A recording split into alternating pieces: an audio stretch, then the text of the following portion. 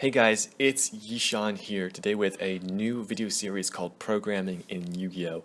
And I'm really excited to share this series with you guys. I know a lot of people are really interested when I do my math and Yu-Gi-Oh! Videos or I do my simulation videos. Or when other people, like for example, there were some guys that did a simulation for the Dragon Link deck, and people really seem to enjoy that style of content. People really seem to be into the more math and programming and sciencey side of Yu-Gi-Oh!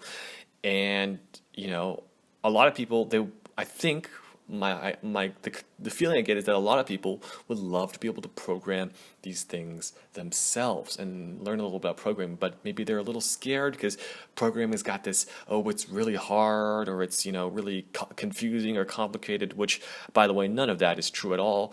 Basic programming like we're going to be doing and can achieve really great results. And not only does a basic level of programming help you write your Yu-Gi-Oh! Simulations and help you play better Yu-Gi-Oh! Decks, it also is just an incredible, valuable skill to have. So if you're in quarantine right now, you got nothing better to do, and even if you already have a bunch of stuff to do, this is a great thing to take on. And so I hope this video series takes off. Before I get into the meat of the video and I help you guys and go through this tutorial with you guys, I want to remind you guys to subscribe. Please subscribe, because this is going to be a pretty long series if it's, if I get good feedback and people like it. So you want to subscribe, turn on those notifications, because this is just the first part. We're going to be drawing some test hands and writing a program that can do that for us, okay? So that's my reminder to you guys. Please subscribe. These videos do take a lot of work to make. This is my third take already, so yeah, but I want to get it right for you guys. Okay, so let's get into the first step. Yay. Okay, I'm gonna go switch scenes here.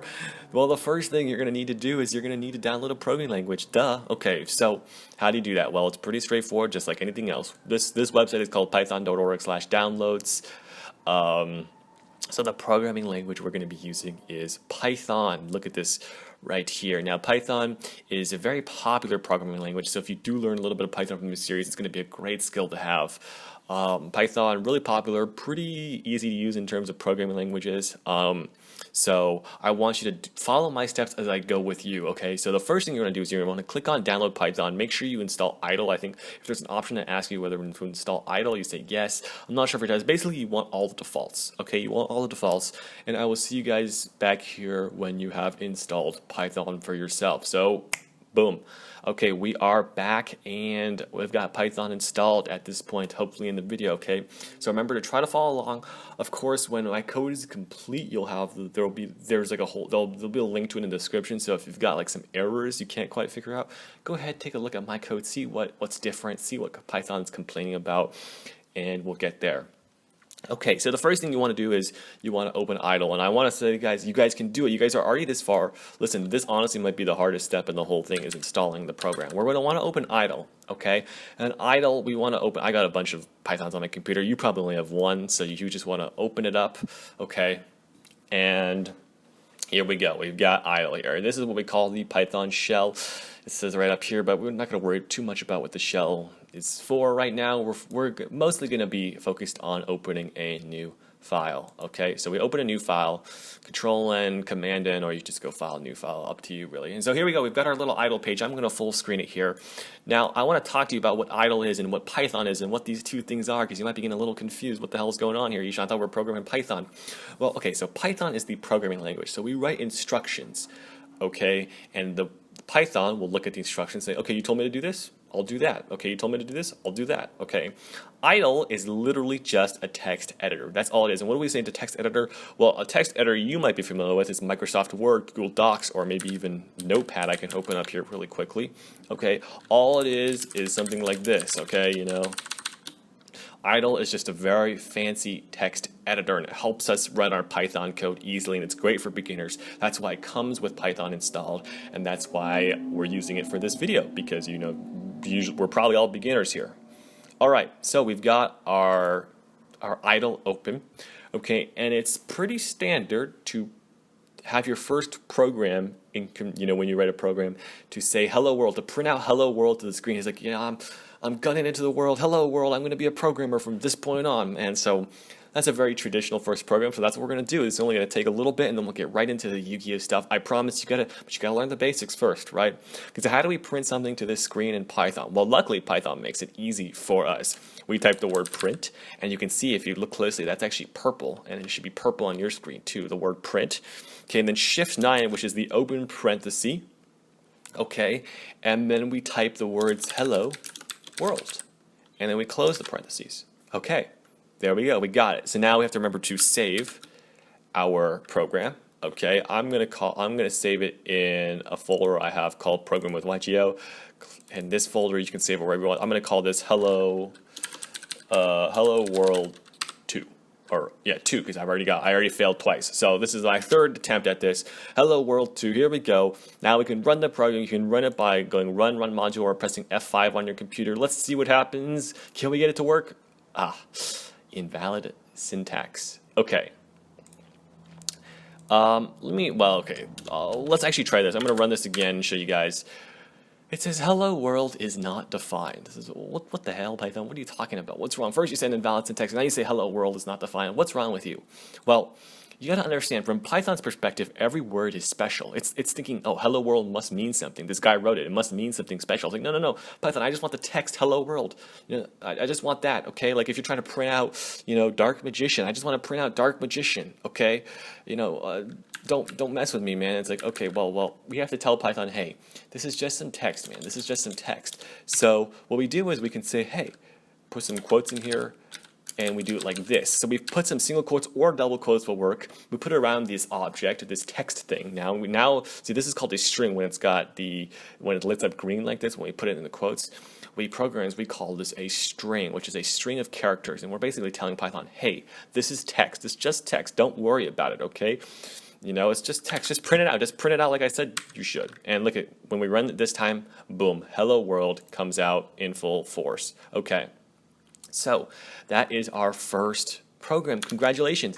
You did it, guys. Now we can print anything you want. You can say, we can change the text inside here. Maju is the best. Okay, and I'll save this, make sure to save, and then I'll run it by pressing F5, and boom, look at that, it prints right to the screen. Okay, or, maybe we can print something like something else. But let's try a different way of printing something. Let's print what we like to call a variable. So I'm going to go a line above the print. And I'm gonna make a variable. I'm gonna make a special word. So this is the reason why Python wants you to put it in quotes, because when we write a different word like YGO, this is our variable name. Actually, I'm going to name it lowercase YGO.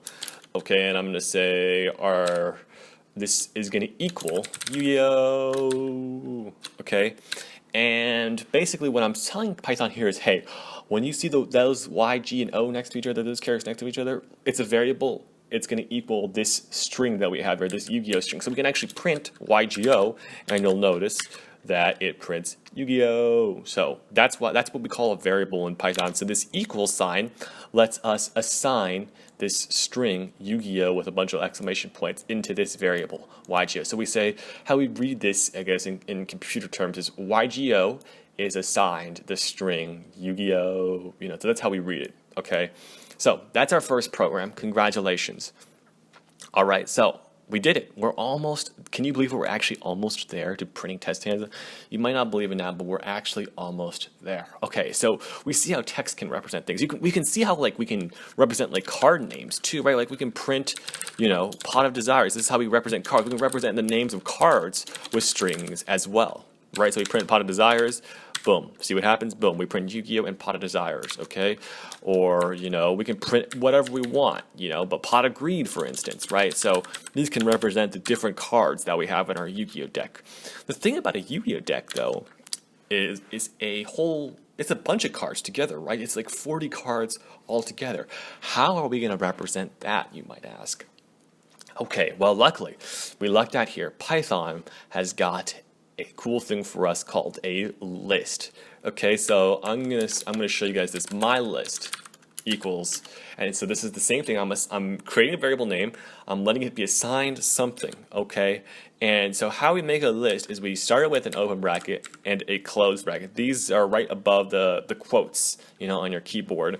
And basically, what we do here is we say, okay, everything inside this list is going to be part of my list. So what can we put in this list? Well, let's put some cards in there. Why not, right? How about pot of greed? That's a good start, okay? Now, how we add a second element to our list is we say, okay, I'm going to, oh, that's not the right character. Put a comma. Oops, I don't know why it suggested arithmetic error.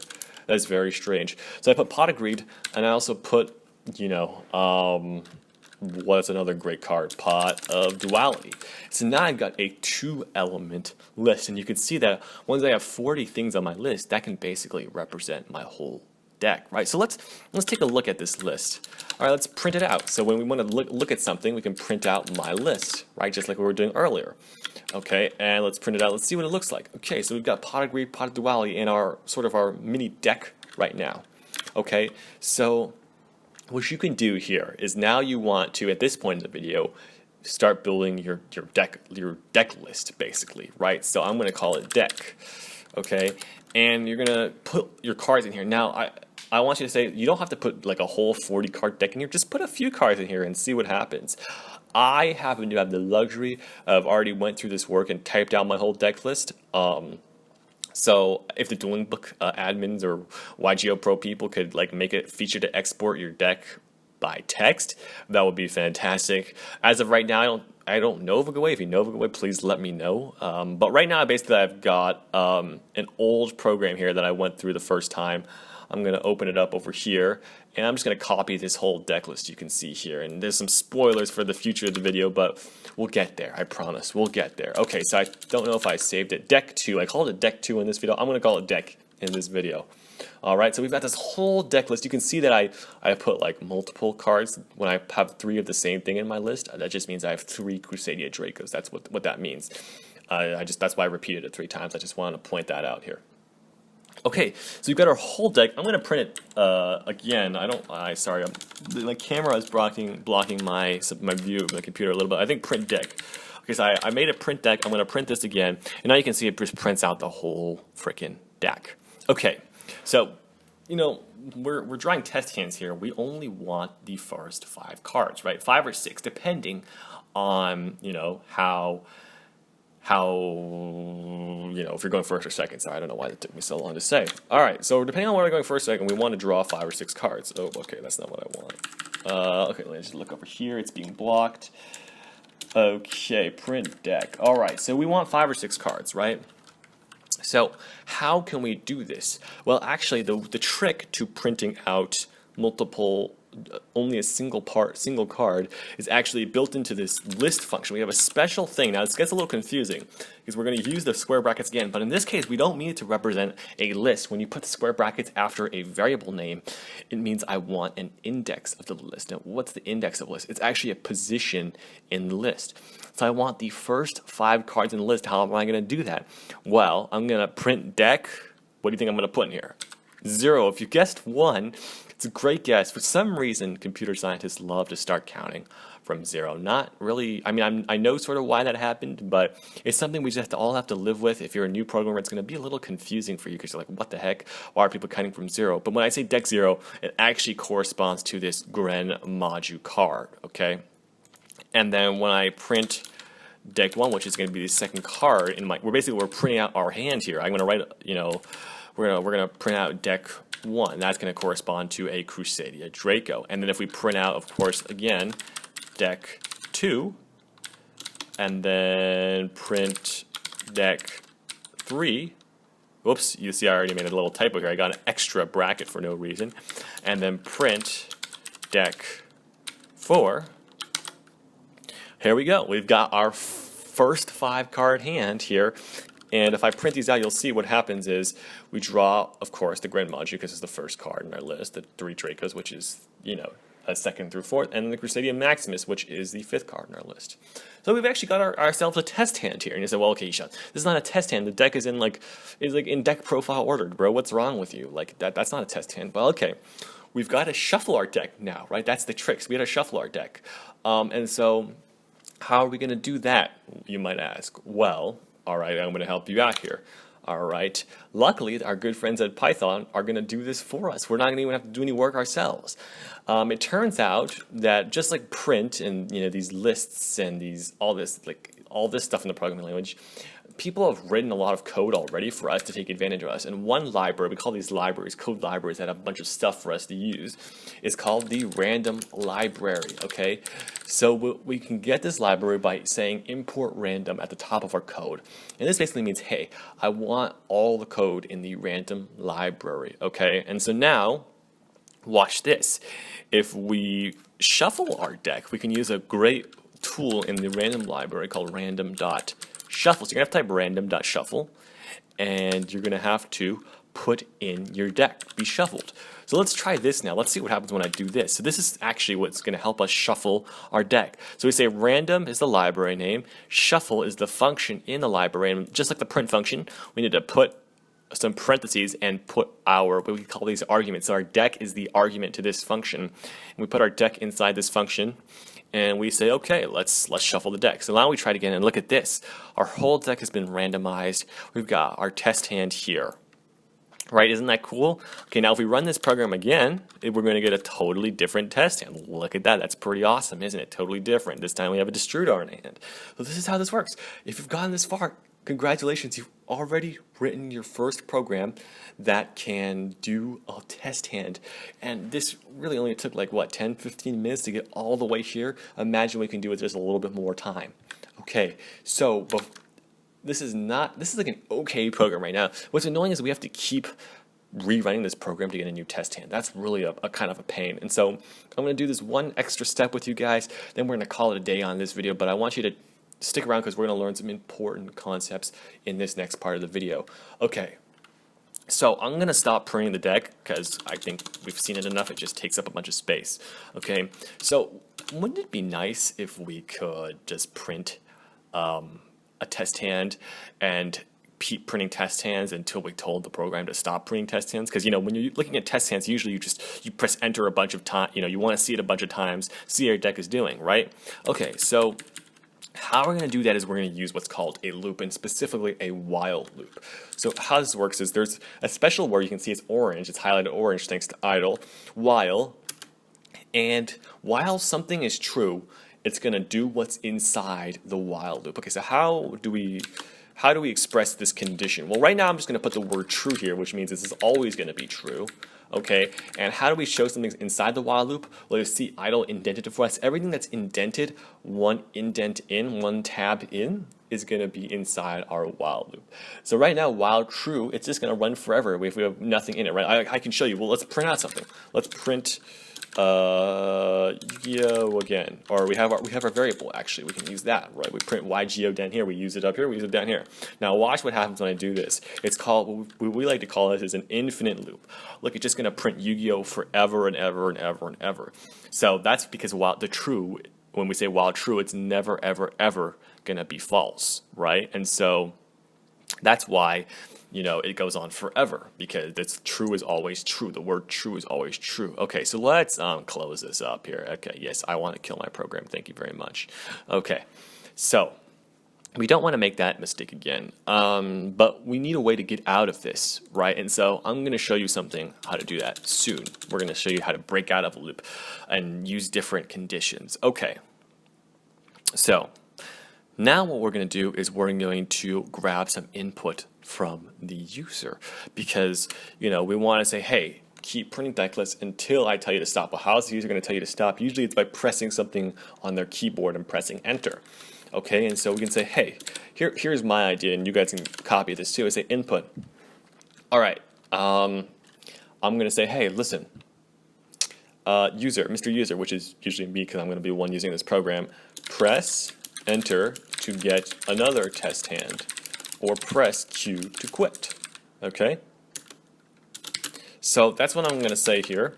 And this is going to ask the user for their input, basically. And then when they press enter, it's going to be saved actually into a variable. So we need to store this into a variable. I'm going to call this variable choice. Okay? And so choice is going to be what our user of this program, probably you, presses. Okay? So now we have to, they could press enter, or they could press quit. They could press something else. How do we deal with this, Yishan? Okay, well, now we have to use some stuff called logic control flow. But I find it helps to say in English what you want to do first. So here's how I'm going to say this in English, and you can sort of walk through this exercise with me. Is okay, if my user presses enter, I want to print out another test hand. I want to do just what I did. I want to shuffle the deck and print out another test hand. Okay, if my user presses Q, I want to get out of this while loop and end the program. Okay, if they press anything else, I'm going to ask them to press enter or Q again, right? Okay, so how we do this in Python is actually pretty straightforward. We just say if. We use the word if. Now, if we have to set a condition here. Okay, so if our choice is equal to, so what's our choice going to be equal to? Well, actually, it's going to be equal to the string Q, because when we press Q, that's like a text entry, so it saves it as a string. So if our choice is equivalent to Q, we want to break from the loop, which is going to end this program because there's nothing after this while loop. So break is a special word. You can see it's highlighted in this orange color along with this ifs and true and whiles, means get out of this loop. So that's how we're going to get out of this loop, with this break statement, okay? So let's just test this out. We've got this so far here. Let's test out and see what happens, okay? Now, I know if you're a programmer, you might be screaming at me, Yishan, you made a mistake. Well, let's see what happens, okay? We're going to press F5 here. It says invalid syntax. It's pointing out to me this equal sign is invalid. Now, why is it doing that? Well, there's a sneaky reason, actually. Is because we already saved the equal sign to mean something else, right? We're saving it as like an assignment, like, hey, whatever the input is, store it in choice, or whatever my list is the same thing as this, right? That's what we're using the equal sign for. We're using it as a way to store something in a variable. What we're trying to ask here is we're actually trying to ask a question to Python. It says, is this choice equivalent to Q? So actually, the way we do this in programming it is the double equal sign, meaning, hey, is the choice equivalent to Q? Let me show you sort of what this happens. I'm going to run this program. You're going to see that now it works here, and if I press Q, it'll quit the program and end the program. But I want to show you something. So like, if I say choice equals Q, you'll notice that now if I print choice, it's going to be Q, right? If I ask if choice is equal to Q, which means, hey, is it equivalent? It's going to print true, sort of like the true we have here, basically. So this will be substituted to true, and this if condition will, hey, this works. I'm going to go look at whatever's indented from the if. That's how you tell if something's in an if statement. Sorry if I didn't make that clear the first time. And we're going to break from here. Now I can do the is choice equal to run module. No, remember, choice is equal to Q, so this is going to return false. If this is false, this will just be skipped, right? So this break will never happen. And so that's how these if statements work, is if this is true, do what's inside my if statement, otherwise just move on, all right? So we can do another if. Hey, if the choice was enter. Now, how do we represent the character enter? Well, actually, we don't need to, because when you press enter, it actually means we're returning a blank choice or an empty choice. So actually what we're going to do is we're going to check if it's equal to what this is called is the empty string, a string with no characters, right? And so if you press enter, that's what choice will be equal to. So if that's what choice is equal to, then what do we want to do here? That's an exercise. I'm going to let you try to pause the video and figure out what you need to put in here. Okay, so if you're back and you try to do it yourself, that's fine. Let's see what happened. If you're just here to enjoy the show, as some might, we can actually just put this piece of code inside this if block, right? Oops, I didn't indent it far enough. You can see it needs to be all the way inside the if here. So I'll indent all of these really quick. So if our user pressed enter, that means we want to do this code. Okay, now let's try it again. Let's see what happens here.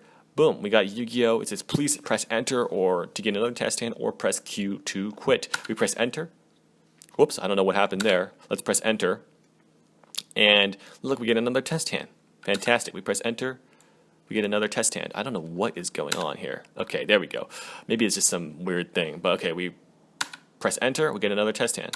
We press enter, we get another test hand. We press enter, we get another test hand. Press enter, we get another test hand. You get the point, okay? But now if we press Q, boom, program ends. Isn't that awesome? So, look at that, guys. You've made your first test hand program, first program and it's a good one. In fact, we're going to be continuing this series with lots more. You can do much more with programming than what we did in this video today. But if you enjoyed, remember, please consider subscribing. These videos take a lot of work to make, and it'll also let me know if I should continue doing this series or not. And so, yeah, I hope you guys enjoyed. I hope you guys are now learned a little bit about programming. Hopefully you guys are like, wow, this is pretty cool. I can do it too. Remember that this code will be in the description below. So if you get stuck, you can just take a look at my code. And if worse comes to worse, I guess you can just copy and paste my code into your idle. But it's really, really good practice to actually type the code out yourself, because that helps you learn a lot. All right, guys, hope you guys enjoyed. I hope I could teach you something new today, and I will see you guys next time. Have a nice day.